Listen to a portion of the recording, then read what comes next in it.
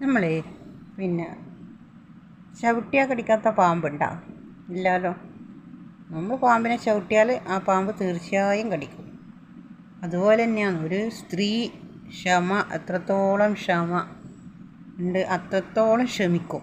ക്ഷമ കെട്ടാൽ പിന്നെ ആർക്കും സഹിക്കാൻ പറ്റില്ല, ഒരുപാട് സഹിക്കും. അതിപ്പോൾ സ്ത്രീകളെ പറഞ്ഞിട്ടോ പുരുഷാരെ പറഞ്ഞിട്ടും കാര്യമില്ല. ഒരു വ്യക്തി ക്ഷമേൻ്റെ നെല്ലിപ്പല തീർന്നു കഴിഞ്ഞാൽ പിന്നെ ക്ഷമ എന്ന് പറഞ്ഞാൽ നമുക്ക് സഹിക്കാൻ പറ്റില്ല. ഒരു പരിധി വരെ നമുക്ക് ഒരു പരിധിയുണ്ട്. ക്ഷമ സഹിക്കുന്നതിലൊരു പരിധിയുണ്ട്.